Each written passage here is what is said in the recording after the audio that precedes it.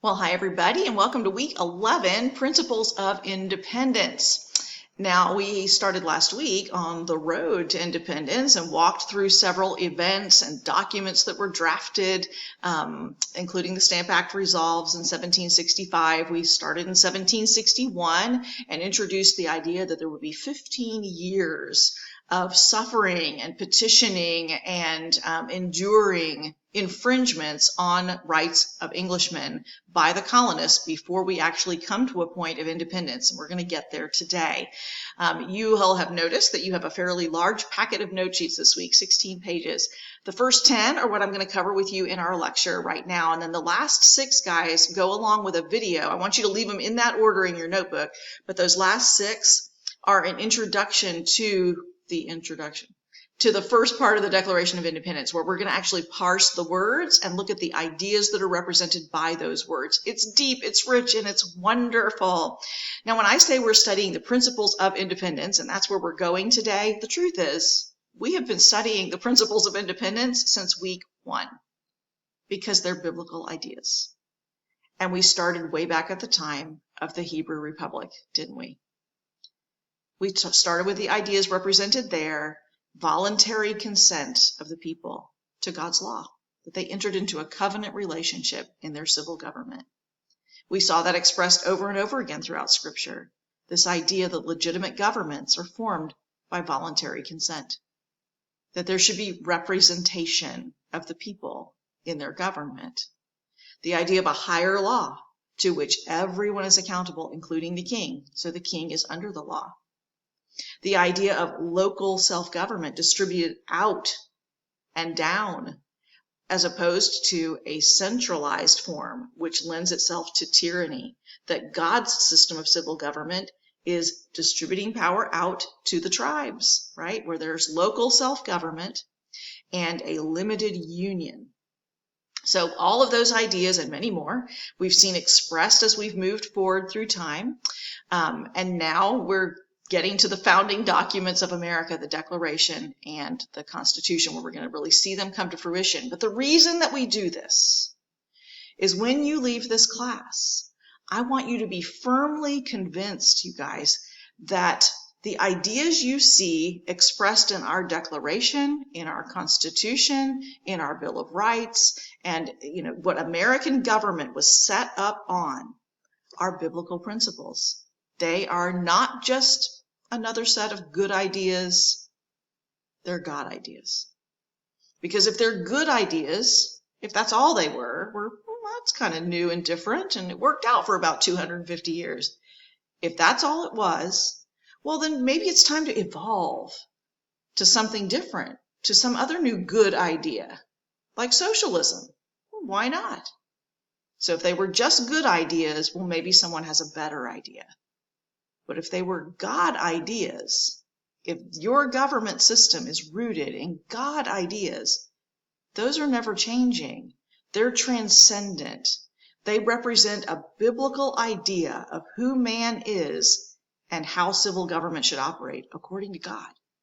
Well, if that is the foundation of this government, if God ideas are what it's all about, well, God ideas are worth fighting for, sacrificing for, and dying for. And quite frankly, that's what your founding generation knew. They recognized that there were these transcendent ideas that deserved defending, and that they were willing to give their lives, their fortunes, and their sacred honors to do so. So that's what I hope you leave this class with as well, is that firm conviction in your heart that these are ideas that are truly worth defending and passing down to your posterity. All right, thanks for enduring my little introduction here, you guys. Let's get right to our note sheets. Here we go, week 11, Principles of Independence. So we left off with the Townshend Acts. That's where we stopped last week. So the Townshend Acts were additional duties on paint and lead and glass and tea, amongst other things.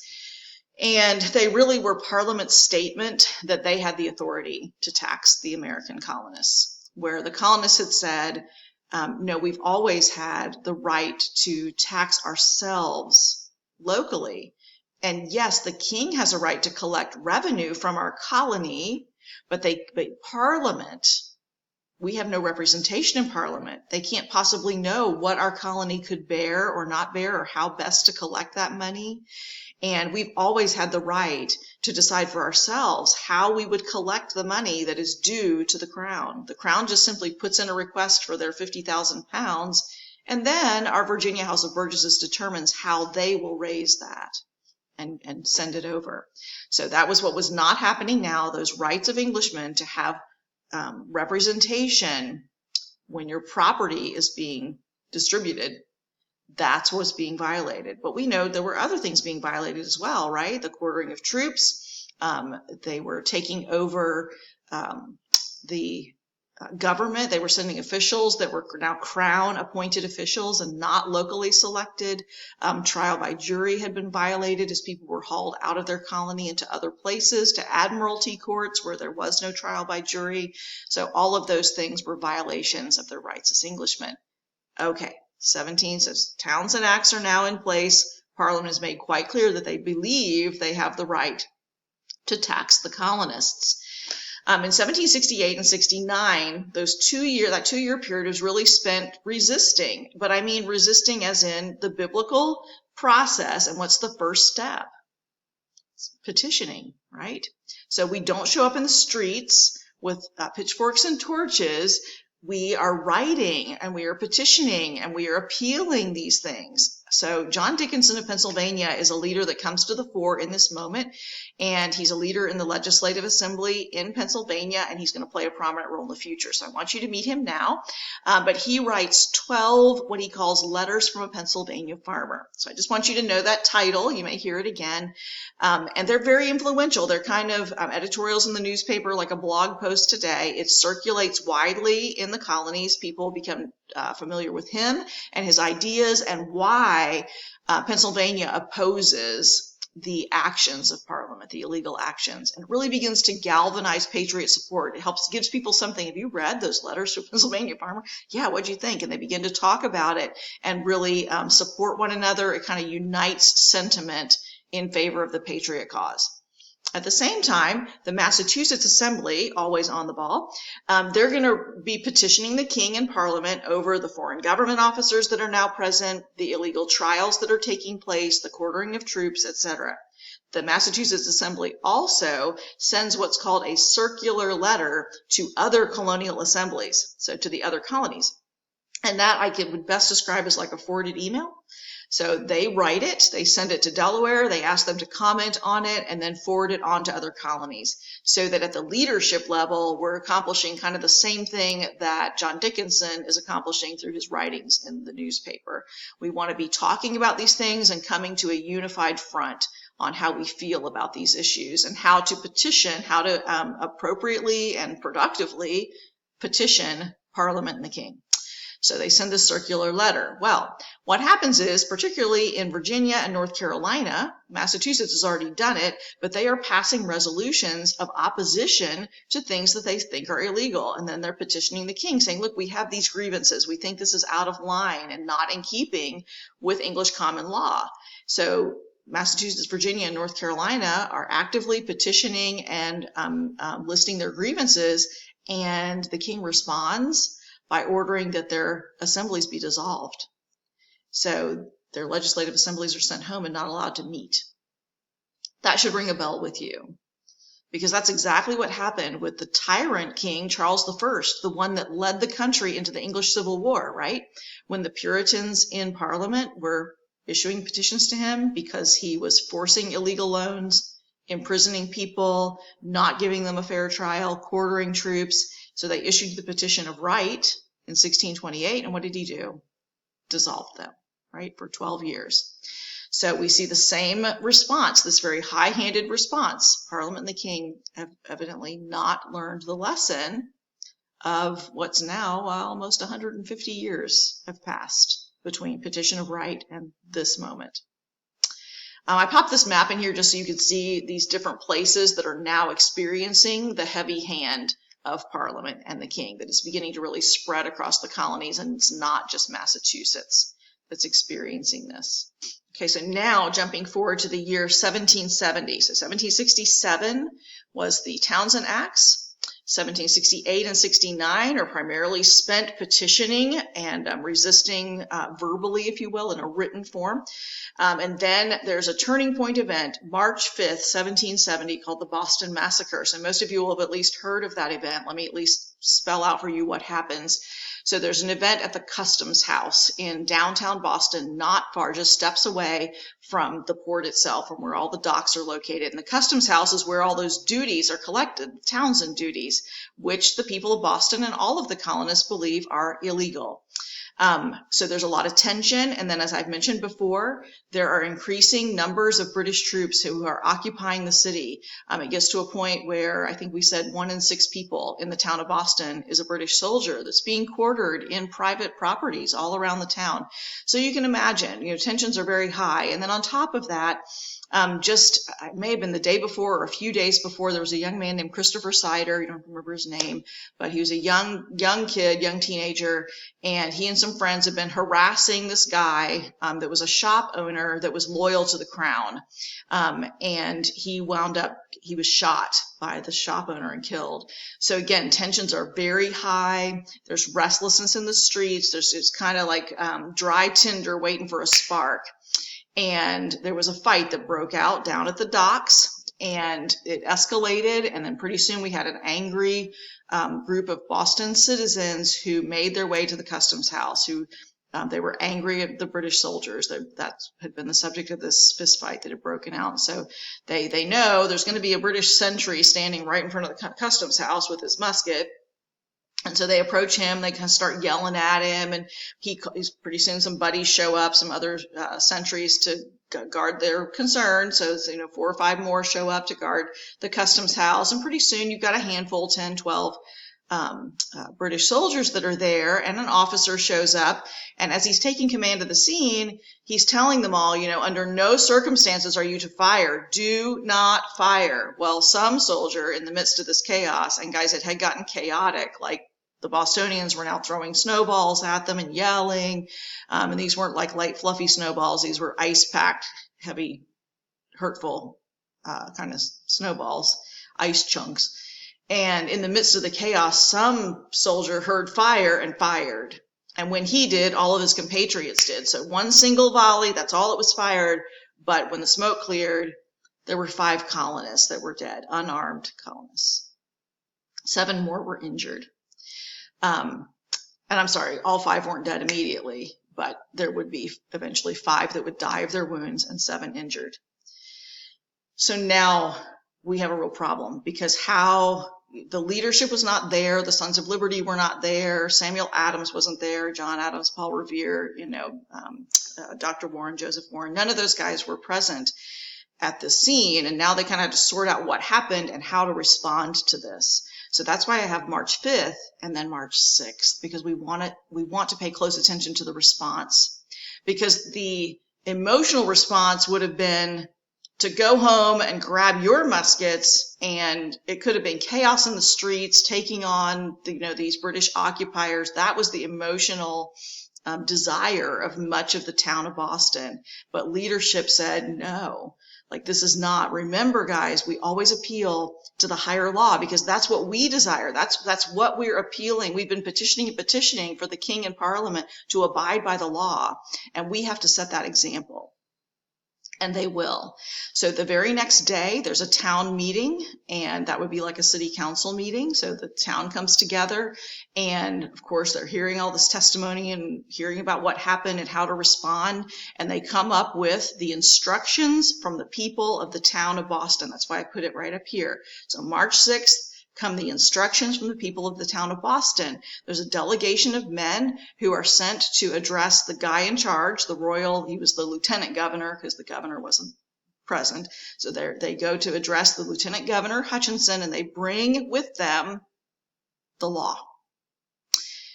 This image is really very important. This is a portrait of Samuel Adams, and I love this for a lot of reasons. Samuel Adams gets a terrible rap in modern culture. Number one, it's all about beer for some reason. So he's he's this party guy or something, which he absolutely was not. That was not his character whatsoever. He also gets the rap of being this rabble-rousing, mob-leading, protest, violence kind of guy. Absolutely the opposite. He totally recognized that for his movement, what he was trying to accomplish to be viewed as legitimate, that violence had to be avoided at all costs. His cousin writes about it, others write about it. He's one of the most upstanding, strong Christian men in American history. So I'm actually going to post a little link on our page this week, a kind of a defense of Samuel Adams, because I also am recommending to you at some point, doesn't have to be this week, whenever you have time, you should start the HBO series John Adams. It is excellent, but it falls for the societal stereotype of Samuel Adams. And so that's actually what prompted a scholarly article that was defending Samuel Adams, and I've kind of built on that scholarly article and posted it. So, okay, what happens on March 6th? Samuel Adams will lead the delegation that goes to see Lieutenant Governor Hutchinson. This portrait, painted several years later by John Singleton Copley, is painted as if you, the viewer, are Lieutenant Governor Hutchinson. So here comes Samuel Adams, and he spreads out on your desk all of these papers. You see the large one with this large wax seal. This is the original charter for Massachusetts. And he is pointing to it, and he's saying to the governor, we have the rights of Englishmen. What did you expect would eventually happen if you continued to infringe upon, our rights to not have to quarter troops in time of peace? You violated our rights to trial by jury. You have violated our right to representation in taxation and other laws. You are bringing in outside governing officials and not allowing us local self-government that's guaranteed in our charter. In his left hand, he clasped that rolled up piece of paper. That's the instructions from the people of the town of Boston. So guys, what this speaks to, not only is it a powerful portrait, we analyze it in more detail in American history, but it speaks to the proper colonial response, which wasn't, we could have Samuel Adams out in the street with a torch, right, leading a mob. That's not what we see. We have Samuel Adams pointing back to the higher law to which the king is accountable. So instructions is your blank. Instructions is what goes here. And then I have this image here is a very famous portrayal of what happened there at the Customs House. So here you see the Custom House in the background, which Paul Revere is the one who created this engraving, and then you're looking at a hand-colored version, but Paul Revere was a silversmith and an engraver, so he also could produce those metal plates that could be used in the newspapers to provide illustrations, and he got his illustration of what had happened to the presses first. So this became the image that was impressed in the minds of colonists across the 13 colonies, that this is what went down. So we see the firing of these soldiers, and he shows us that the commander is actually telling them to fire. In testimony that came later, there was much doubt cast on that, even by Paul Revere himself. So, all right. The Bostonians had been petitioning, after all, right, for careful protection of their rights as Englishmen, including fair jury trial. So they now recognized this is the moment. We are still asking the king, we're asking the governor to abide by the law. And we are still in control of the court system here. Are we going to provide for them a fair trial? Are they going to get a fair trial under this Massachusetts colonial government? Well, they carefully guarded that. In fact, John Adams stepped forward to become the defense attorney for the accused British soldiers and argued their case so effectively that he argued them right out of, well, not all consequences, but they were found innocent of murder charges. Paul Revere will testify on their behalf, and even one of the dying victims will testify in support of the accused soldiers. Because again, this says volumes about what they stood for and the principles that they were willing to defend, even when it didn't necessarily work to their benefit. The people of Boston were up in arms and angry, and they wanted what they perceived as justice after 5 of their compatriots had been murdered in the street. But the facts of the matter, facts are stubborn things, and so they wanted to hold to the facts, hold to a fair trial, and recognize that this was a very difficult and chaotic situation, and that these were not men who should be convicted of murder, and they weren't. Results. The British troops were all relocated. They were pulled out, relocated at least temporarily to Castle William, which was out in Boston Harbor, which really relieved a lot of the tension. Providentially, unknown to anybody else, on March 5th, the very day the massacre had taken place, back in England, Parliament had voted that day to repeal most of the Townshend Acts. All of them were repealed except those on tea. Word won't get here, of course, for several weeks. It can take up to 6 weeks for a ship to cross, and so for news to arrive came much later, probably in April. However, now we get this quote-unquote good news. Now, guys, if that good news had come 8 weeks earlier, there might have been a different response. Perhaps they would have said, oh, that's great. Okay, well, fine. Maybe we'll cave and pay the tax on tea. But at this point, they were now strengthened in their resistance to all British tyranny. We're going to do the right thing, and we're going to keep holding them to do the right thing. And so even though the other duties were repealed, that one on tea remained, and they saw it for what it was. It was a trap.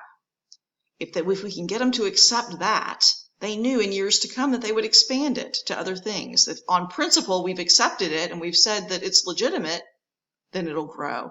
Don't let the camel's nose under the tent. So the response was they still refused to accept British tea shipments and instead began buying Dutch tea. You do need to know that that was considered illegal by Parliament. They were supposed to only be buying from the British East India Tea Company and paying the tax. The colonists justified in their minds that the tax was illegal. They had no other recourse except to buy from somebody else, and so they did.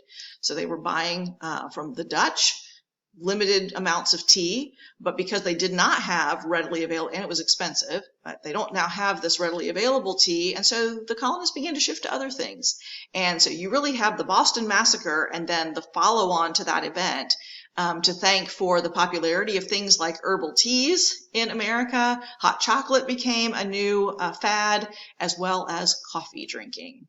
And Paul Revere made the transition very nicely. He had been well known for his ability to craft, the highest quality silver teapot, and he now became a specialist in the silver coffee pot. This is a Paul Revere silver coffee pot that you're looking at. In 1772, we have another development that I want to mention to you. The Committees of Correspondence are begun, and this is a communications network. It is colonial internet, I guess. So it's an intentional communications network, and it was started by none other than Samuel Adams up in Massachusetts, who then gets in touch with other leaders across the colonies and says, we need to be not just these circular letters coming out from time to time. We need to do this regularly and intentionally, and we need to start talking about how these acts passed by Parliament, what specific rights they're violating, what our strategy is for petitioning Parliament and the King, and how we can come back to, a proper respect for our jurisdiction as colonies, our local self-government, our right to representation. How do we do that? So they began to really debate the issues through these circular letters that were going back and forth, discussing strategies, and they became a tool for actually educating people, not just on the latest news and the latest problem we're having with Governor Hutchinson and down here with our Governor Dunmore. Like, yes, that was being discussed, but they were talking about big stuff. They were talking about the principles. They were reading Beza and Calvin and the Huguenots and Blackstone and Montesquieu, and that's the stuff that's showing up in these letters that they're debating and discussing with one another. Okay, what are the fundamental rights? Reminding themselves of the fundamental rights of man and how those are protected. So the underlying principles of liberty were really being discussed in the Committees of Correspondence. This would be the difference between, watching the news, which is just going to cover the issues, versus a government study, reading the philosophers and understanding what's really at stake and where we should stand on these things.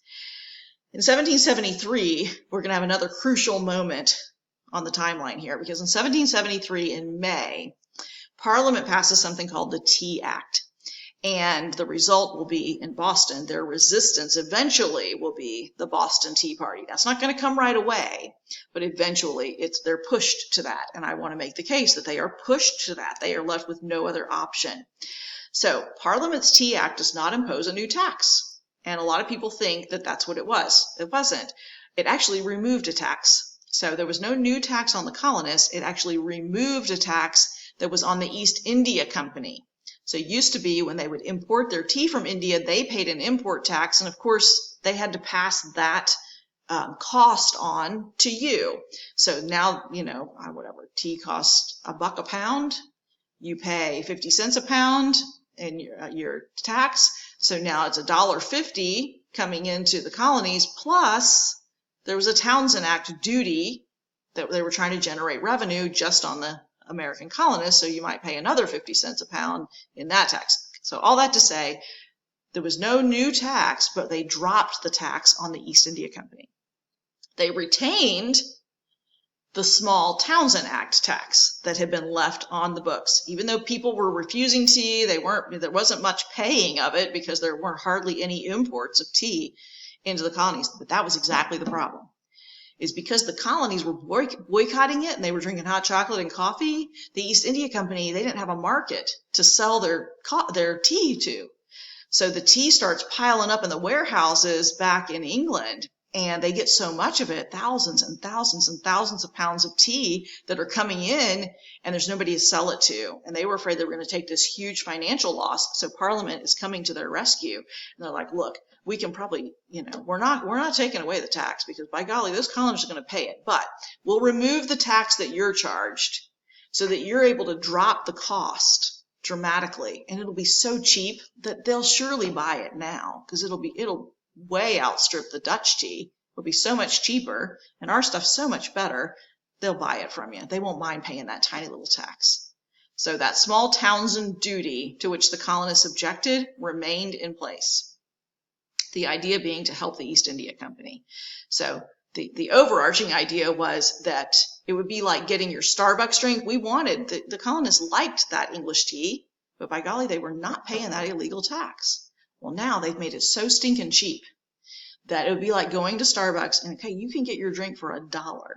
Just pay the tax. Or you can keep going to Dunkin' Donuts, which isn't your favorite anyway, and get your drink there, but it's $4. Now, it's tax-free, but it's $4 over there. What are you going to go for? I really love that Starbucks. But no, the colonists won't go for it.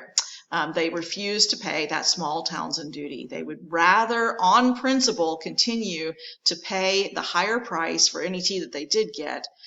They were not lured back in by this. They saw that it really was a test, a deceptive but deadly forcing of the American colonists to agree to a tax over which they had no consent. So it was an assault on their rights as Englishmen, and they knew if we cede that little piece of ground, they're going to grow it. It's going to just open the door for all kinds of other illegal taxation and illegal whatever else. The action and result was that the colonists stayed strong. They continued to send petitions, and they refused to allow the tea ships into their ports. So from Georgia, South Carolina, all up and down the coast, they were blocking tea ships from coming into the ports and unloading. This finally becomes a real issue, and 3 ships were escorted into Boston Harbor in November of 1773, really bringing this to a head. They were blocked in place by the British Navy so that the colonists couldn't force them back out and refuse delivery. So now you've got 3 ships sitting in Boston Harbor in November of 1773. Well, the law stated that they had to unload after either 20 or 40 days, I can't remember, but after a certain period of time, they had to unload their ships. If they didn't, the government would seize the cargo and they would force the tax to be paid by whoever the receiving merchants were.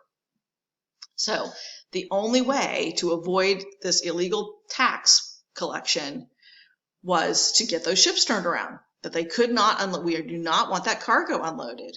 So negotiations begin. Leadership from Boston is negotiating with Governor Hutchinson, and things are really not going anywhere. I mean, up until the last day, you guys, they were sending emissaries and trying to negotiate with him to allow those ships to leave the harbor.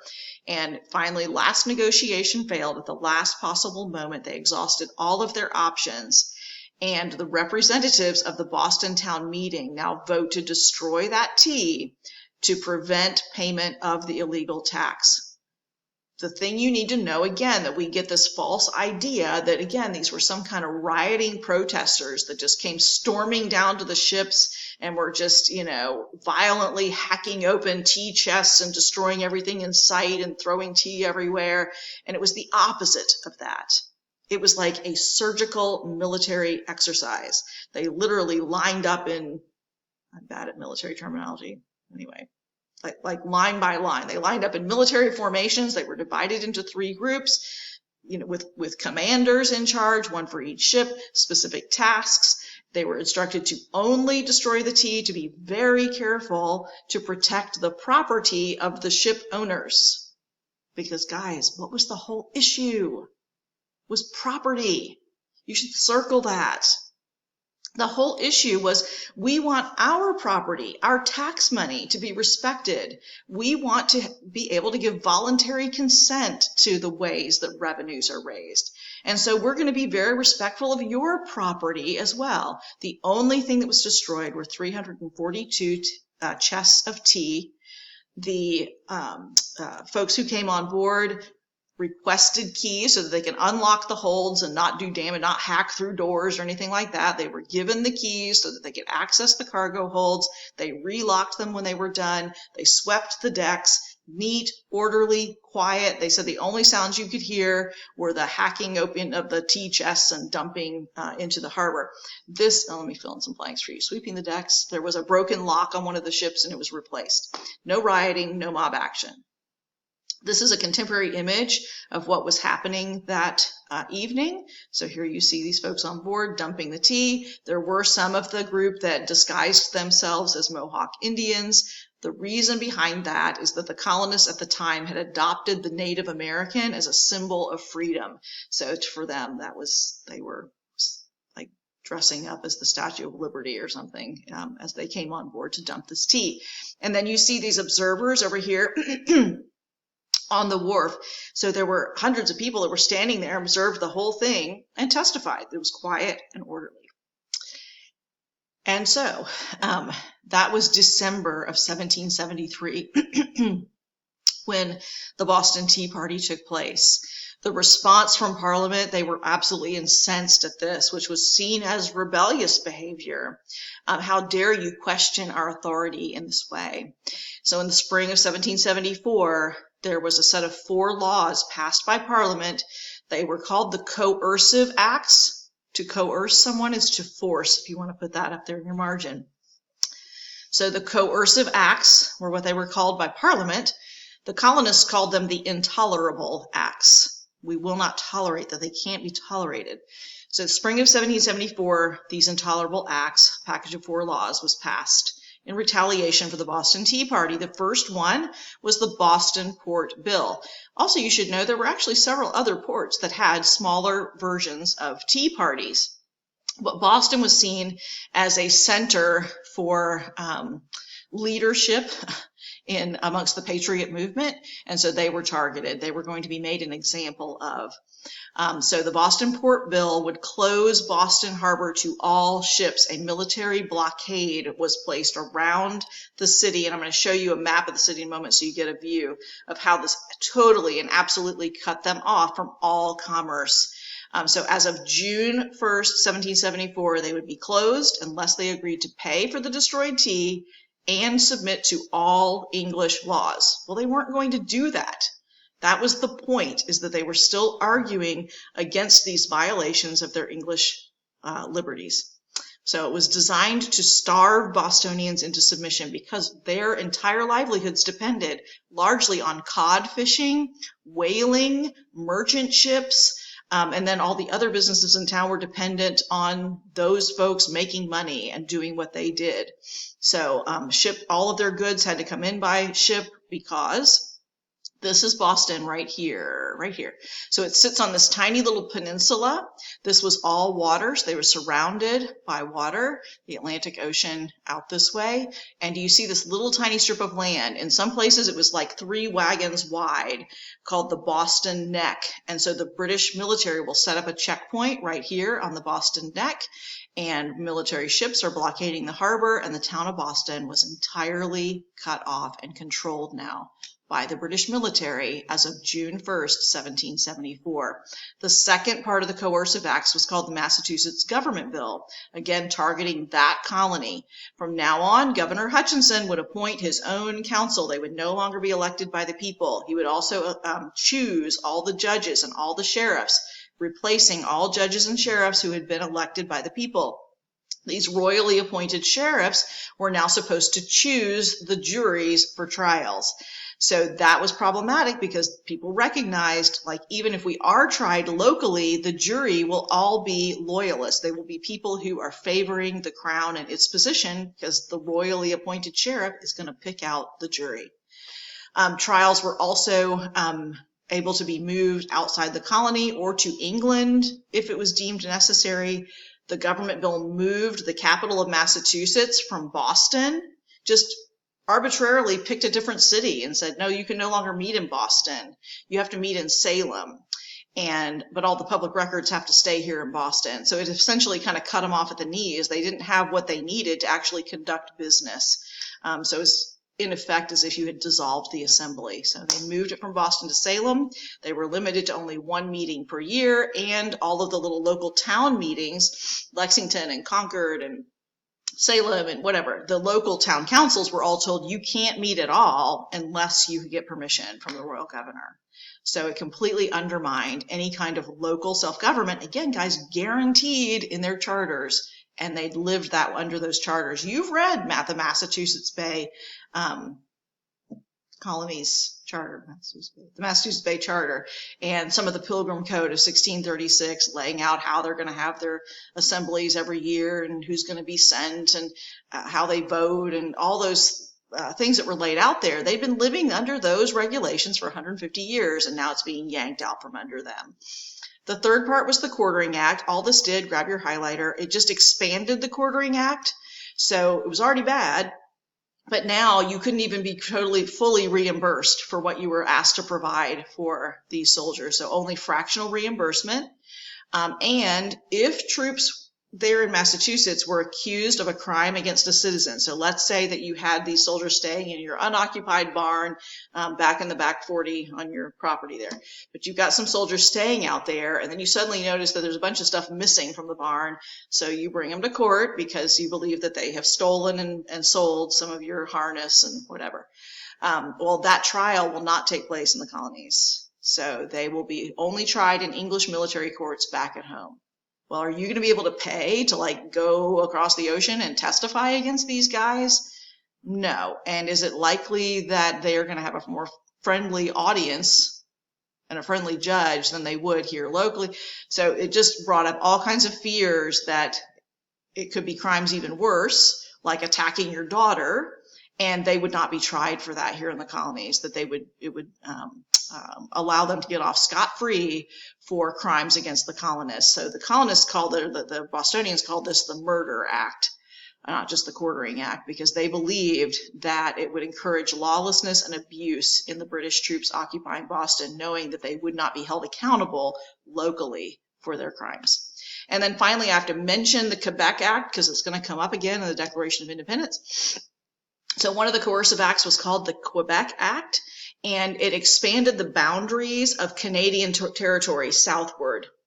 And it also allowed for some French law to be honored, not just English common law anymore, but French laws were now going to be used, including no trials. Trials did not have to have a jury. You were not guaranteed that right. Now, does that necessarily affect you in Massachusetts? Well, it did, because they were already taking it away from you. But They felt that it was a direct threat to them, allowing this other form of government to press down close to the boundaries of Massachusetts, as well as toleration for Roman Catholicism. Guys, remember why their forefathers came.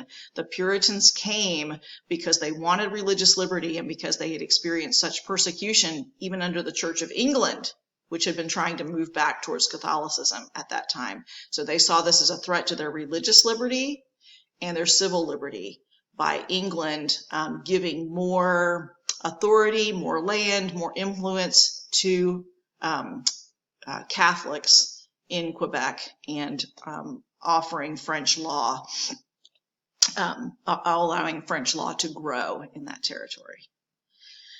The response to the coercive acts, what England and Parliament had hoped is that all the other colonies would be quaking in their boots and realize we better cooperate or it could happen to us. What happened was they went, that could happen to us. And they united in support behind Boston. They realized if they can do it to them, they can do it to us. We better support them. So persecution served to unite the colonies. In Virginia, their House of Burgesses will pass a resolution. It's written by Jefferson and Patrick Henry. Y'all know I love my Patrick Henry. So they'll pass a resolution calling for a national day of prayer, fasting, and humiliation on the very day that Boston Harbor will be blockaded, June 1st, 1774. On that day, prominent men from across Virginia, much like that Stamp Act, or excuse me, if you haven't seen it yet.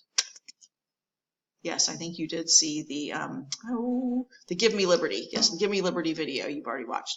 So much like that amalgamation of people, we have very prominent men from across Virginia, from George Washington to Peyton Randolph, Patrick Henry, Thomas Jefferson, came marching down the Duke of Gloucester Street from the Capitol in procession, heard a sermon there in Bruton Parish Church, which still stands today. You can stand in the very place where it happened, and then prayed and fasted the rest of the day. And that's exactly what Washington recorded that he did in his journal on June 1st, 1774. We see colonial assemblies voting support financially. They're sending supplies and food and money and getting it into Boston to help those people survive. The colonies then also, I would highlight and circle this last point, this will push them over the edge to unite. And that's why I put this image here, this join or die image. It was an older image developed by Benjamin Franklin back during the French and Indian War, but it now becomes popular again, recognizing that we as colonies have got to support one another. And so they will vote to all 13 colonies will send representatives to Philadelphia to meet and discuss what are our next steps to try to maintain peace but preserve liberties. And they call that meeting a Continental Congress. So it'll be the first Continental Congress. It's the first time you have people, leaders from South Carolina like the Rutledges, meeting Virginians like Patrick Henry and the Adamses from Massachusetts. If you're wondering too, why the stake, like, let's kind of, what's up with that image? Why not something else nicer that's joining together? The imagery is intentional. The rattlesnake was considered to be a snake, an honorable reptile, because he warns before he strikes. So this is also where you get the slogan, "Don't tread on me." Don't press me down. Don't walk on me, because you'll get bitten. I will defend myself. So a rattlesnake is not an offensive animal, but it warns you that it's going to defend itself if you keep poking at the snake. So that's why they chose that imagery of the rattlesnake, because it was considered, again, to be an honorable animal that warned its enemy before striking.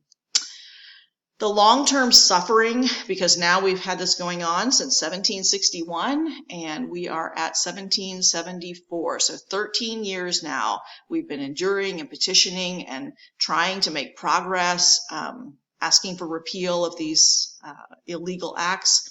But all of this really caused the colonists to see their great weakness, how very militarily strong Britain was, that they had to be dependent on God, that they needed to be right with him, that they couldn't afford, they had to have his blessing if they were going to win this. that some trust in chariots and some in horses, but we have to trust in the name of the Lord our God. They thought back to what had happened in 1746 with the French fleet, that God had fought the battle for them and defeated the mighty French fleet. And gosh, we need God on our side. Therefore, we must be right with God. We have to be fighting for things that are godly and biblical. And so it drove them again deep into the writings of Calvin and Beza and the Huguenots and Sir Edward Coke and Rutherford, right? Samuel Rutherford, who had been one of the men who wrote the Westminster Catechism. So what did he say again in Lex Rex? And Locke and Sidney, Montesquieu and Blackstone. So they're reading deeply and drawing deeply on these biblical principles, recognizing they need to have this right if they expect God's blessing. It also provided time. So 13 years will become 15 by the time we get to independence. Well, this gave lots of time to actually educate the colonists on principles rather than just, I'm mad about this issue. I'm mad about this quartering of troops that's happening in, Delaware. They really had to think deeply about how this impacted all of them, whether or not it was happening in their own colony. What were the deeper ideas that were at stake? So principles rather than issues they were educated on, and it strengthened their thinking about their liberties and where those liberties came from and why they needed to protect private property at all costs, and that it wasn't just that I'm mad about paying a tax, but private property, I have to have it if I'm going to govern my family well, and if I'm going to contribute to my church as I'm commanded to by God. And those became the things that they were really thinking about. It built courage in these colonists because they concluded these were God-given rights and that they were bound to answer to God. I would even write that in the margin, that they began to really fear God so much more than they feared man. And they were recognizing, look, these are God-given liberties, and we are probably going to suffer a lot if we continue to stand for these. But we would rather that than to be in chains and living under tyranny. And so they came together on September 5th, 1774. Remember, the blockade started in June. September 5th, they gather in Philadelphia for the first time. The purpose was to make peace with England. Guys, I want you to get that really clear. Sometimes people think that the First Continental Congress was to declare independence and start fighting a war. By no means. They are still very much of the mind. They're going to be of the mindset all the way to the bitter end of making peace with a tyrant king, doing everything in their power to walk through Rutherford's biblical resistance, petitioning, fleeing if possible, and finally just defensive resistance. This was the first time when they gathered in Philadelphia in September that representatives from all 13 of the British colonies had met together because they thought of themselves as very independent, that they were distinct bodies. They had independent charters and agreements with the king directly. So what Virginia has with the king is very different than what South Carolina or Massachusetts has, and we simply deal with him, and we don't really need to deal with each other. Well, again, letters from a Pennsylvania farmer, committees of correspondence, all of that had begun to change those things over the years, change that idea that they really did need to work together. So the fact that they are actively now working together really cannot be overstated. It had to have gotten really bad for these representatives to come together in Philadelphia. Also, they recognized that by doing this, that the king would see it as treasonous activity and that they might really pay a high price for participating. This group will produce two documents, the Declaration and Resolves, and something called a petition for redress. You should recognize those words, right? A petition for redress of grievances. That's what the Petition of Right of 1628 was. They're going to produce the same kinds of documents. So I want to look at those briefly. Grab your highlighter. So it's going to take them several weeks, but by October 14th now of 1774, they've drafted their Declaration and Resolves. And you're going to hear echoed here many of the same issues we've been now discussing. So these events that I've talked about and these acts that were passed by Parliament, like the Intolerable Acts, we're now going to see them address those things in this document, which is their petition back to Parliament. So they say, the British Parliament, I'm just going to do the bold part, and guys, the bold part is what you would highlight. The British Parliament claiming a power of right to bind the people of America in all cases whatsoever, has expressly imposed taxes on them under various pretenses, but in fact for the purpose of raising a revenue. So they may have been pretending that it was a duty to regulate trade. That was a pretense, they're saying. What they're doing is highlight, bold, whatever. They're imposing taxes for the purpose of raising revenue. The problem here, taxation for revenue, is a power that has been reserved to our colonial assemblies in our charters and by tradition of English common law. This is really the same argument that you saw Patrick Henry making in his Stamp Act resolves last week or the week before. They have established a board of commissioners. Remember, they are going to establish this board, and they are all hanging out in Boston with unconstitutional powers. And you've extended the jurisdiction of the courts of admiralty, not only for collecting the duties, but for the trial of causes merely arising within the body of a county. So these people are actually now conducting trials not just related to the collection of duties, but other causes as well that have arisen. So the problem is that these are officials that are not locally elected. We are guaranteed in our charters the right of local self-government. These are king-appointed officials who are now acting in a capacity that's outside our charter. They are, again, subjecting us to illegal trials, and these trials are often not just related to the illegal tax, but to just everyday issues, violating our rights as Englishmen. Judges, they're going to complain, who before held only estates at will in their offices. In other words, estates at will means we have control. Our will determines their position. So judges who before held only estates at will in their offices have now been made dependent on the crown for their salaries. The king is paying them directly, where we used to appoint and pay for our own judges. So the problem is, we used to do it ourselves. They now answer to the king alone. That produces doubtful justice, doesn't it? And the king is responsible to actually provide justice for his people. They complain standing armies are being kept in times of peace. Well, that is explicitly, guys, against the Bill of Rights, Article number 5. It says that you're never to do that because it's meant to intimidate and control the people. It's expressly forbidden by English law, and yet you're doing it to us. They say next, it has lately been resolved in Parliament that by a force of a statute made in the 35th year of the reign of King Henry VIII. Guys, how long ago did King Henry VIII reign? It was in the early 1500s, the first half of the 1500s. This was 200 years ago. And they're like, Parliament just pulled up this statute from 200 years ago in order to say that colonists may now be transported to England and tried there on accusations for treason. They're like, that's not even right, because special courts, any kind of a special court like Henry VIII was asking for, which was meant for like time of war in Europe, those have all been since recognized as illegal. They are a violation of our right to a trial by jury of our peers, meaning local people. So them dredging up some old statute from 200 years ago and trying to apply it to us, again, is outside the English common law and outside the rights granted by our charters. Whereas in the last session of Parliament, the coercive acts were passed, and then they named them one by one. They said they're all unjust and cruel, and they're unconstitutional, and they're most dangerous and destructive of American rights. And whereas assemblies have been frequently dissolved. Remember that? Anytime we try to petition, we get dissolved. Well, that's contrary to the rights of the people. When they attempt to just deliberate on grievances, we're just trying to talk about some of the problems that we're experiencing.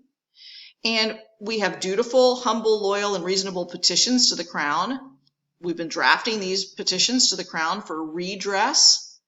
What's redress? Redress of grievances would be making it right, correcting. So we've been submitting these humble, dutiful, loyal, reasonable petitions, and they've been repeatedly treated with contempt by His Majesty's ministers of state. What's the problem? Well, It's a violation of Magna Carta 61, which tells us that's what we're supposed to do, but the king's not responding. No one's, correcting anything. It's been the standard since the 1640s that Parliament controls its own meeting times. You can't just dissolve our assemblies because we have a grievance against the abuses of the king. Bill of Rights, Article 5 and 9 allow for petitions to the king and allow for free discussion of grievances within our assemblies. The good people of the several colonies, and they then name all of the colonies that are represented there, justly alarmed at these arbitrary proceedings of Parliament and administration, have elected deputies to meet and sit in General Congress in the city of Philadelphia in order to obtain such establishment as that their religion, their laws, and their liberties may not be subverted, trampled on, treaded on, right? What's key here, I want you to get, is that the good people of the several colonies have elected deputies. This is proper biblical resistance. It's not a mob. It's the people saying we are going to work through lower magistrates, just like Samuel Rutherford spelled out in his process of biblical resistance. We will work through representatives that we select that will go meet in Philadelphia and determine the best process for trying to maintain both peace and our liberties. The lower magistrates will represent the people against the tyranny of the king.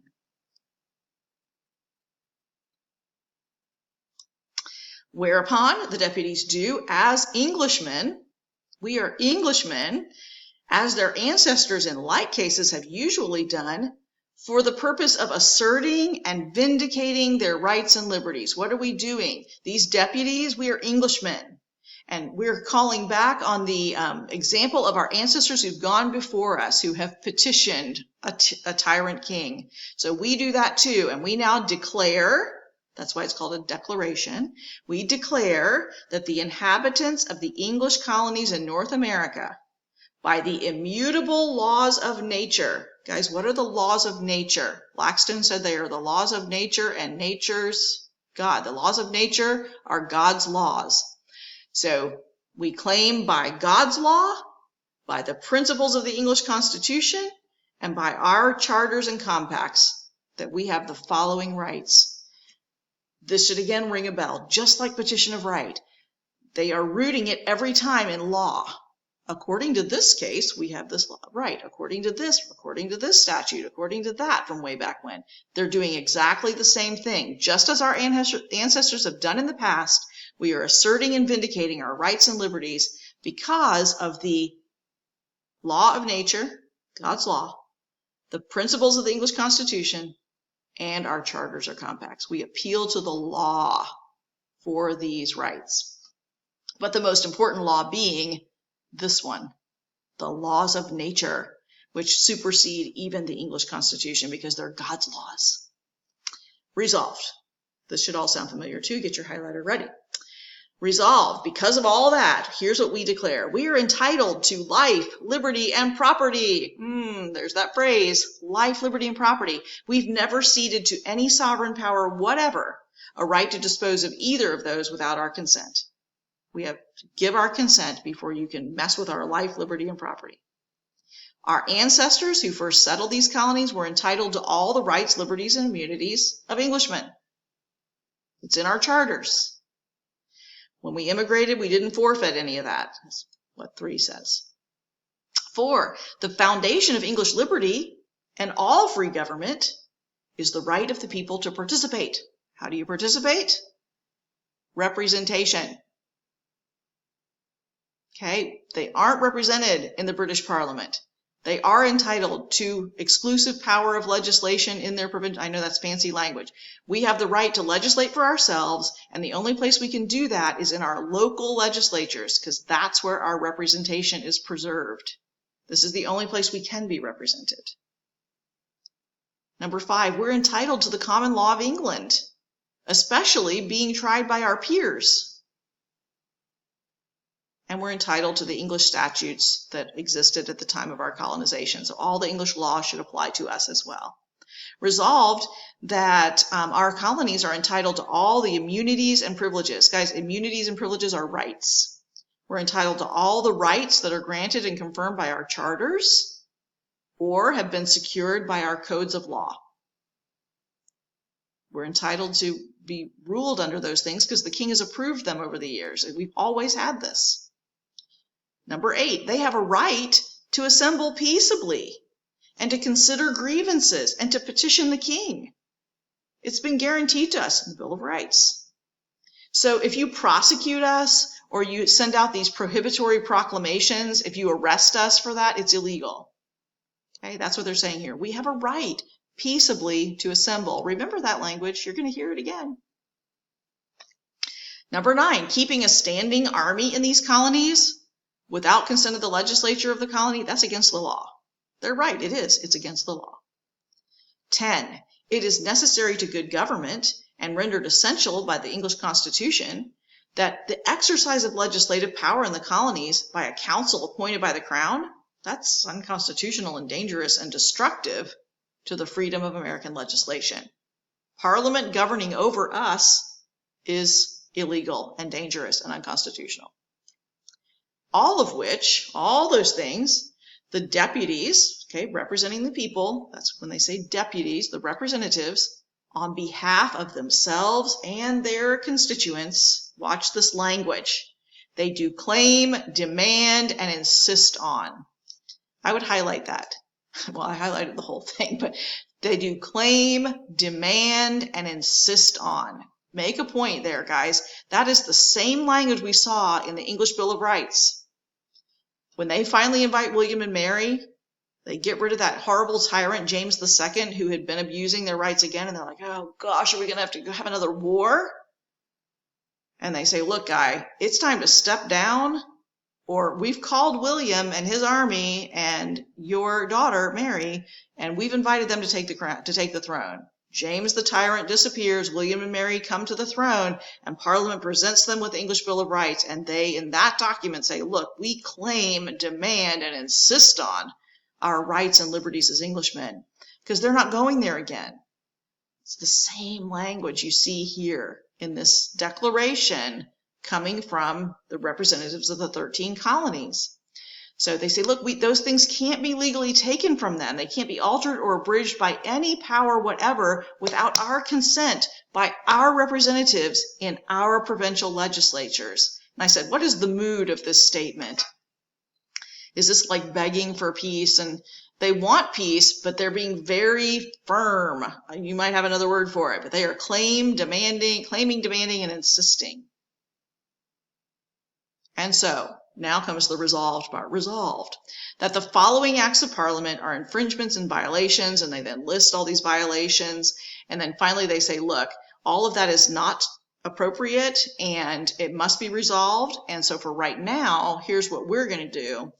We're going to enter into a non-importation, a boycott. We're not importing, we're not exporting, we're not consuming British goods. We're done. So we're cutting you off. I know you got your little blockade up in Boston, but the rest of us, we're not buying from you anymore, and we're not sending you anything. So we're boycotting you. We're going to hit you in the pocketbook. We're also going to prepare an address. So we're going to write something that'll be published for the people of Great Britain so that they'll understand where we're coming from. And finally, we're going to write something directly to the king, so a petition. And they do. All right, guys, that's the Declaration and Resolves. Pretty firm document laying out their grievances, their rights, and their statement about their claiming of their rights. And finally, this last, here's the consequences clause. So the underlying principles are, we've got a united declaration. All 13 colonies are now united in sending one document with their grievances and an assertion of their rights. They're still acting as independent colonies, but they're sending this together. They say the rights come from 3 places, remember? The higher law of God, the principles of English law, and their individual compacts or charters, the individual agreements they have with the king. So what we have here is a petition. We want you to come back under, we want you to repeal these things that are wrong, but we're already moving to a little bit of distress and harass. We've been petitioning forever. So now we're moving into, we're going to boycott you. and try to hurt you economically. And then they also, of course, say we're going to also prepare these other statements. So it's a petition with already a little bit of distress and harass out of Magna Carta 61. 9 days later, they finished their petition to the king. So they're going to just do these two documents. They all came together. Let's do these two things. So second thing was a petition for redress of grievances to King George III. I just gave you a tiny bit, but let's read it. Filled with sentiments of duty to your majesty and of affection to our parent state, we present this petition only to obtain redress of grievances, appealing to that being, God, who thoroughly searches the hearts of his creatures. We solemnly profess that our counsels have been influenced by no other motive than a dread of impending destruction. We fear what's about to happen over here. So we beseech your majesty, beseech is beg, that your royal authority and your interposition please intervene so that that can be used for our relief and that a gracious answer may be given to this petition. Guys, different mood, right? So the communication with the king directly, it has a very humble, peace-seeking, that's what conciliatory means, very peace-seeking kind of a mood, as opposed to, now they mean both things. They're not being double-minded, but they are asking the king, they're look, Parliament, you've way overstepped, and they know the king is going to see that as well. King, please intervene. We don't want to have to break away. Do the right thing. Underlying principles. This too is part of a proper Magna Carta Article 61 intervention. What happens? Well, they finish the documents and everybody goes home. Remember, this is October of 1774. They wait for what they hope is going to be a favorable response. Thanksgiving comes, November comes, Christmas comes. No response was ever sent. Literally, they're ignored. From October to March of 1775, hundreds of more British troops are arriving. So again, the message is not, I'm listening to you and I'm willing to negotiate. It's a doubling down of forcing you to cooperate with parliamentary authority. So major cities are occupied, Minutemen begin to drill, statesmen are warning their people, pastors are preaching the principles of liberty and inspiring their people, tensions are rising. And that's the backdrop for the Give Me Liberty speech that you studied for homework last week. And so right here is where I want you to insert that study of Patrick Henry's speech that you did. So just after this page is where those homework sheets would go. And what we see in Henry's speech is he is communicating that your liberties, they're in grave danger, right? We looked at exactly what he said. He's reminding the House of Burgesses, look, we have done the biblical resistance process. We have petitioned. We have remonstrated. We have prostrated ourselves at the foot of the throne. Like, we've done all those right things. But there's been no response. Guys, we've been spurned from the foot of the throne. What's the next step? We can't flee. There's nowhere for us to go. So he's saying, look, we better get ourselves ready to defend. We're not getting ready to go to war, but we have to defend our liberties. So he's convincing the Virginia Assembly, as you saw in your homework, to prepare defensive resistance by forming a militia that will answer to the assembly itself, not to the governor, but it answers to the assembly.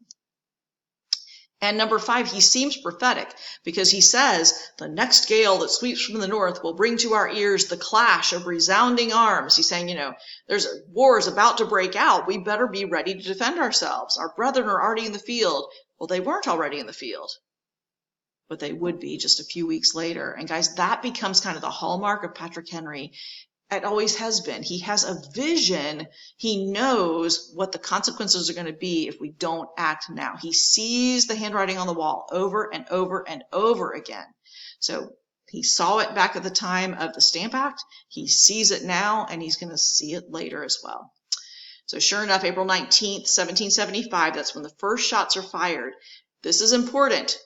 The first shots are fired on Lexington Green, not because the militia goes out to fight the British. It's because the British march out from Boston into these little towns because they want to capture all of their powder and their weapons. They want to take them away from them. They want to disarm the people. And so they stand in defense and they fire on them defensively. The British, we aren't sure who fires the first shot. There's still great debate about that.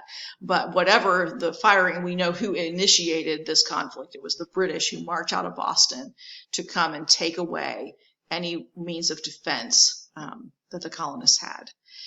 That particular event, what's going to happen on the way back, there's a 20-mile march back to Boston, and militia groups show up from all over the place, and they really bloody the British. There's tremendous losses to the British Army as they're trying to get their troops back into Boston. They had no idea what they were up against. So now we've got an issue. Now we have actual bloodshed. Now we have men lining up against one another and shooting at each other. So we got an actual kind of shooting war that's begun as of April 1775. So we have to have a response, meaning all those guys, they need to come back and meet together again. So May of 1775, just a few months after they sent their petitions, now they're back together, and they're called the Second Continental Congress at this point. One of the first things that this group will do is that they authorize a continental army. So we're all going to send troops into one place and get organized under one leader, and that's going to be George Washington. He's the commander of the newly formed Continental Army. They also will try again for peace with Britain by providing an explanation. All 13 colonies will come together and draft an explanation for why we've had to take up arms. Why is it that there has been bloodshed? They feel like they need to really explain this to the whole world, to the watching world. And while they're in their meetings, they get word on June 17th, so about a month after they've started their meetings, they get word that these militia groups up in Boston who had been attacked earlier, they had come closer to town. They had set up this fort kind of overlooking the town of Boston to prevent another attack on the surrounding towns. So they had this fortified hill, and the British had come and marched against that hill. That hill was Bunker Hill, or it was the Battle of Bunker Hill. And so again, there's bloodshed, and the British kind of get the worst of it once again at that battle. But this is going to intensify things there at the Second Continental Congress, the fact that there's now been additional bloodshed. So first document, they're going to draft two again. The first one, July 5th, 1775, they finish it. It's the Olive Branch Petition. An olive branch is symbolic of peace. And there's some debate about drafting the Olive Branch Petition. There are people that think we've petitioned enough, and there are others that say we have to try again. So just a little excerpt, Your Majesty's ministers. This is actually important because they initially want to be sure that they are explaining that this is defensive. We are not initiating this bloodshed. It's Your Majesty's ministers who have persevered in their measures, and they've proceeded to open hostilities for enforcing those illegal acts.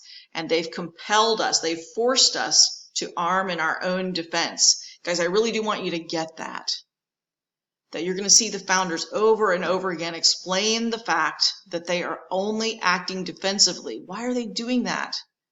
Not only are they explaining it that way, but that's all that they're doing. They refuse to act on the offense because they want to be in line with Scripture. They want to be perfectly executing biblical resistance and none else.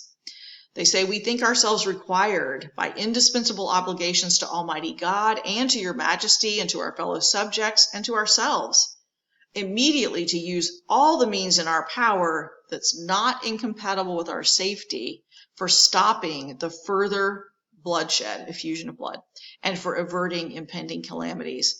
So we then beseech, we see that language again, we're begging Your Majesty that Your royal authority may be graciously interposed to relieve us from these illegal laws and actions and settle peace.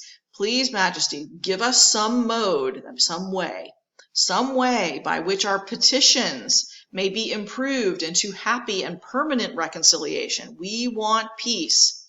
They do ask at the end that such statutes as immediately distress any of Your Majesty's colonies be repealed. So that's one way that would help us to stop all this stuff is if we would immediately repeal these illegal laws and actions. Please give us relief. We're petitioning you to do the right thing. They also draft the declaration. It's a very long name, y'all. But a declaration by the representatives of the United Colonies of North America, now met in Congress at Philadelphia. But here's the gist. setting forth the causes and necessity of their taking up arms. Here's why we've had to take up arms. And here's what they say. A reverence for our Creator, principles of humanity, and the dictates of common sense have to convince all who reflect on the subject that government was instituted to promote the welfare of mankind. Guys, government was instituted for the good of man. Man was not created for the state. Government is to serve man. It ought to be administered for the attainment of that end. But the legislature of Great Britain has violated that, is what the rest of this really says. So the point is, God has created civil government for the good of mankind, but Parliament seeks our total destruction, and they've now forced us to take up arms. Now, it's written by our Pennsylvania farmer, John Dickinson, along with Thomas Jefferson. Then they get into all of the grievances, all of the oppressive acts, like they did before in the First Continental Congress. They also talk about what's just happened at Lexington and Concord, that these were unprovoked attacks. You guys came out and attacked us, and we defended ourselves. We are reduced then to the alternative of choosing an unconditional submission to the tyranny of irritated ministers or resistance by force. So you might put a 1 and a 2. We can choose unconditional submission, slavery in chains, as Patrick Henry said, or we can resist. We must fight, okay? The latter is our choice. This is firm. These are firm words, y'all. We've counted the cost of this contest. We find nothing so dreadful as voluntary slavery.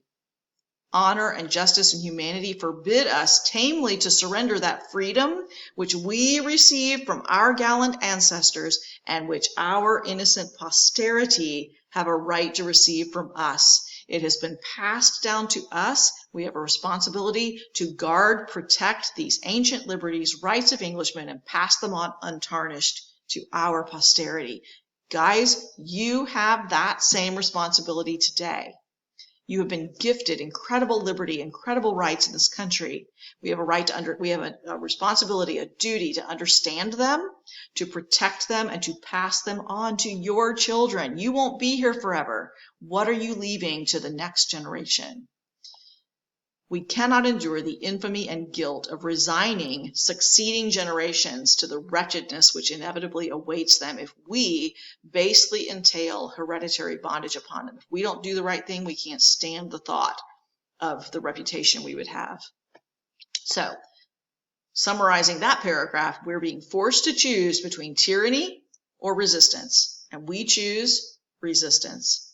We have a duty to protect the freedom received from our ancestors and pass it to the next generation. They say our cause is just, our union is perfect, our internal resources, we've got cotton and iron and, we have resources, and if necessary, we can get foreign assistance. We gratefully acknowledge as signal instances of the divine favor towards us that God's providence would not permit us to be called into this severe controversy until we were grown up to our present strength. That's actually a really beautiful thing.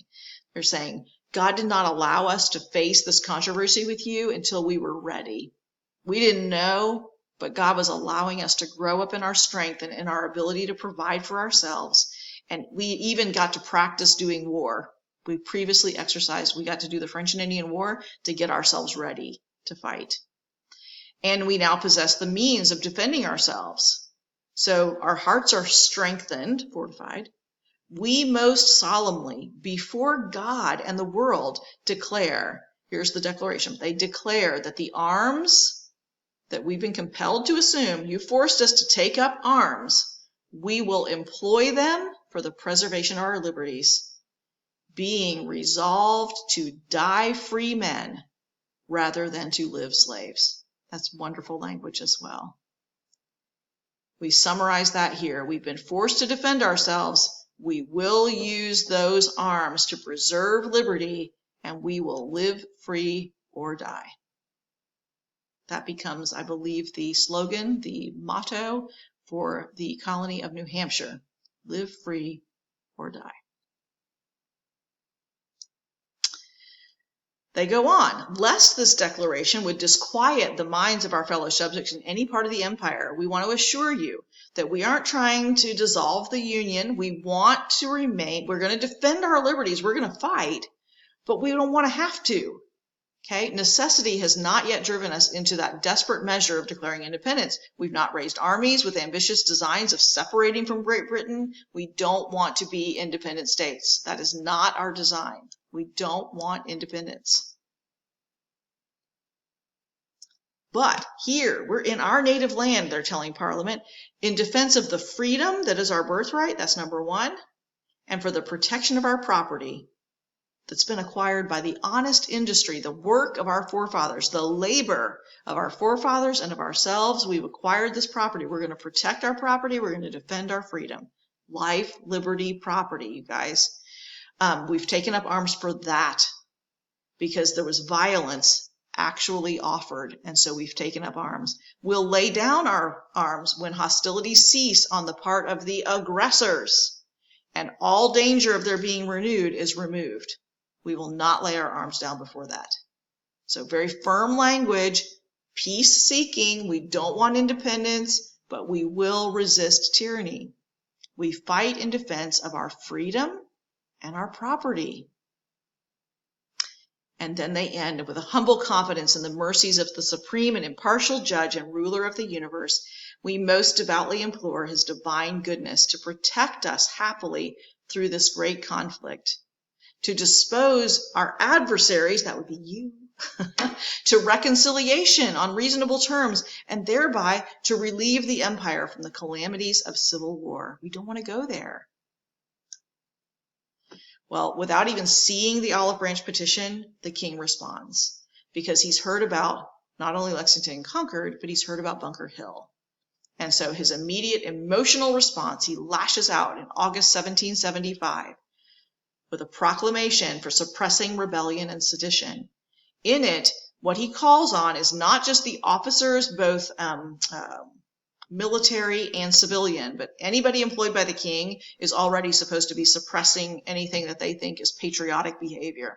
But now he commands that all of his subjects, everybody, you're supposed to turn in your neighbor if you suspect that they have patriotic sympathies. So all of our subjects of this realm are bound by law to aid and assist in the suppression of what he calls a rebellion. So you're supposed to turn in your neighbors if you're suspecting them of being patriot sympathizers, if they're helping the committees of correspondence, if they're supplying a place to meet or food or anything, they are now considered to be treasonous. He follows that almost immediately in December 1775, passed by the Parliament, signed by the king, the Prohibitory Act. Guys, this is a big deal. The Prohibitory Act, passed by the British Parliament, will make all trade. Now remember, they decided they weren't trading with the British anyway, but now they're not allowed to trade with anybody else. That had been our source of income. There have been other countries, the French, the Dutch, that are willing to trade with us. No, we're going to blockade all your ports. We're cutting all of you off. Just like we cut Boston off, everybody's cut off. The mighty British Navy is on the way. And we rule the seas, and they did. They were the most powerful navy on the globe, cutting you off. They also declared that any of the king's subjects who tried to trade or support those who did were now called open enemies. So if you desperately, number one, you think this is illegal, so you do continue to try to trade with the Dutch to support your family and keep things going, you're a traitor. You're an open enemy, to be so adjudged, deemed, and taken in all courts. It also declared any American ship that was caught trading would be seized.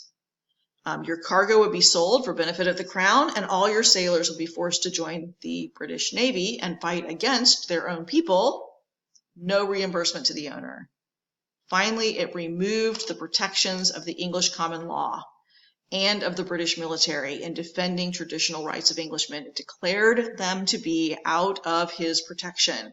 You are no longer seen as English citizens. You are seen as enemies of the crown, and you will be treated as such. You no longer are afforded. You don't have any of the rights of Englishmen because we don't view you anymore as Englishmen. It was designed, the military rather, was to be used to seize property and force compliance with what the colonists were still maintaining were unconstitutional, illegal acts. But guys, this was huge, declaring them really out of his protection. He's authorizing war on his own people. They have repeatedly stated that they are loyal to the king. They simply are petitioning him for redress of grievances, to come back under the law. But because he refuses to acknowledge the law, and Parliament refuses to acknowledge their responsibility to govern under the law, we've really reached this place of irreconcilable. There's no way to reconcile. But by declaring them out of his protection, with no regard to their repeated statements of loyalty or their petitions, he's declaring independence from them. Again, I really want you to get this, okay? So pause if you need to and clear your brain and come back. When the king issues the prohibitory act and declares his own people out of his protection, guys, what is civil government supposed to do? Justice and protection. And now they're not doing that. At Christmas of 1775, the Second Continental Congress, they'd sent off their olive branch petition. Again, this is when we get into the issue of wait times. This was passed at December of 1775, but they're not going to know about it for 6 weeks. So they're still all celebrating Christmas at home happily and hopefully waiting for a response to the olive branch petition, where they begged him to repeal these horrible acts. They don't get any response to the olive branch petition. But in early February, probably late January, early February, they find out about this and realize that's the end. There's no more negotiating. There's not been any more bloodshed, nothing else, but the king's heart is hardened towards them. That brings me to this statement. Guys, who is in control? Who raises up kings? Who moves their hearts? God does. It's in his providence. We look back at it and go, why in the world would the king not negotiate?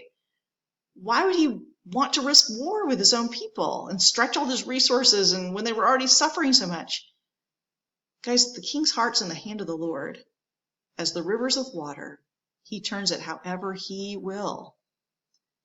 Exodus 10:20 says, you can imagine the children of Israel wanted nothing more than for Pharaoh's heart to be softened towards them and for them to be able to worship God, and then they were happy to continue loyally serving Pharaoh. But what did God have for them? He had liberty waiting for them, but they needed to be essentially forced out of their situation of bondage. And so we see a lot of similarities here, because the Lord hardened Pharaoh's heart so that he would not let the children of Israel go. And eventually they'll be forced to just leave. Patrick Henry wrote this: I have no doubt that God, who in former years had hardened Pharaoh's heart that he might show forth his power and glory in the redemption of his chosen people, has for similar purposes permitted the flagrant outrages which have occurred. Therefore, we have only to trust in the never-changing, all-powerful God of hosts. Isn't that the truth? I'm going to leave you with this. These are some reminders to you about what you've learned about the responsibility of the king towards his people. Remember Deuteronomy 17:18 through 20. Talked about the first duty of the king of Israel was to write out a book of the law and keep it with him so he wouldn't turn to the right or to the left. Why, guys? So that he wouldn't be lifted up above his brothers, so he wouldn't think he was above the law. Romans 13 talks about the duty of the king is that he's not a terror to good conduct. He's a terror to bad conduct. Well, this king had now become a terror to good conduct. He's doing exactly the opposite. He's carrying out God's wrath, not on the wrongdoer. He's carrying out God's wrath on people that are trying to hold him to the law, which he's under. The Vindiciae contra Tyrannos, the writings of the Huguenots, said, remember, there's ever and in all places a mutual and reciprocal obligation between the people and the prince. If the prince fails in his promise, the people are exempt from obedience. They don't have to obey if he breaks his contract. The contract is then made void, and the rights of obligation to that prince are of no force. Samuel Rutherford, he's our Westminster Catechism pastor and author of Lex Rex. The king can do all things which by a law he can do. The king cannot be above the covenant and law made betwixt him and his people at his coronation oath. Algernon Sidney, after the English Civil War, the only ends, the goal, the purpose for which governments are constituted and your obedience is rendered to them are obtaining justice and protection. If they can't provide for both, they give the people a right to take such ways as best please themselves in order to provide for their own safety. People can throw off that government if it's refusing to provide justice and protection. Guys, what did the king just do? He declared them out of his protection. He declared independence from them. Blackstone wrote, "When protection ends, so does the duty of the allegiance of the people protected." John Adams put it this way: it throws 13 colonies out of the royal protection. It levels all distinctions. It makes us independent in spite of our supplications. We didn't want to be independent. We told him we didn't want to be independent. He made us independent. He says it may be fortunate, I would highlight this, it may be fortunate that the act of independency should come from the British Parliament rather than the American Congress. Who declared independence? Well, by their actions, the king and parliament declared independence from their own colonies. Finally, the Continental Congress wrote this: "As to the king, we had been bound to him by allegiance, but this bond was now dissolved because he assented to the late act of parliament by which he declares us out of his protection."